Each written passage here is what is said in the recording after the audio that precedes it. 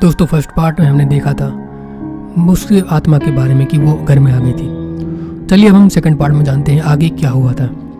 रसोई में सारा सामान रखवा कर मेरी माँ ने उसे कहा कि सब भूखे हैं, इसलिए जल्दी खाना बना दे। उसे रसोई में भेज तो दिया था, लेकिन माँ का मन अभी भी शांत नहीं हुआ। 10 मिनट बाद माँ रसोई में जा पहुंची। तब देखा अभी वह थैले में से मछलियाँ निकाल ही रही थी। यह देखकर माँ को बड़ा गुस्सा आया। उन्होंने उससे बोला कि अभी तक तो तुमने खाना बनाना भी शुरू नहीं किया, कब बनेगा और हम कब खाएंगे।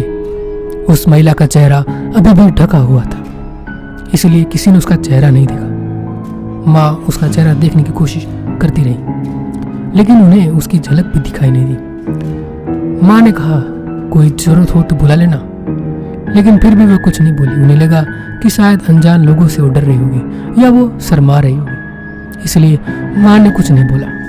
माँ रसोई से वापस चली गई, लेकिन जब 10 मिनट बाद वो फिर वापस आई तो रसोई का दृश्य देखकर माँ डर गई। उसके पैरों जैसे जमी थी, मतलब जमीन से पैर खिसक गए।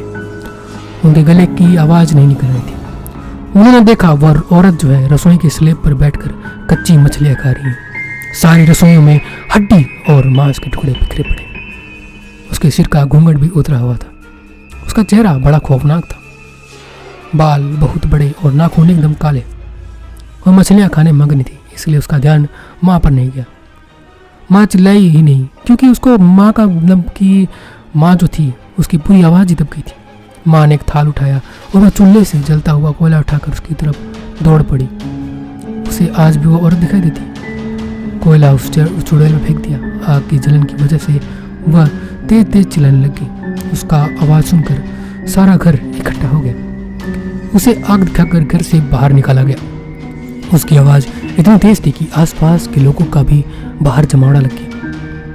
वह लोगों की भीड़ को हटाते हुए जंगल की तरफ दौड़ पड़ी। सारे लोग डर के मारे कांप रहे थे और मेरी माँ की हिम्मत की दाद दे रहे थे कि अगर उन्होंने सही समय पर कोयले से उसे डायरेक्ट भरा नहीं होता तो फिर शायद कुछ और हो जाता। दोस्तों ये था मतलब कि हिम्मत में भी हमें रहना चाहिए। कोई भी अगर हॉरर चीज़ होती है तो हमें हिम्मत दिखानी चाहिए। अगर आपको ये वीडियो पसंद आया तो वीडियो को फटाफट शेयर कर दीजिए। हमने पूरा मतलब वीडियो कवर कर दिया, दोनों पार्ट अब इसी में थे। अगले वीडियो में हम लोग नया कहानी लेकर आएंगे और आप उस कहानी को जरूर देखना। और आपके साथ कुछ घटना हुई है तो आप लोग कमेंट करके जरूर बताना। Thanks for watching, bye bye.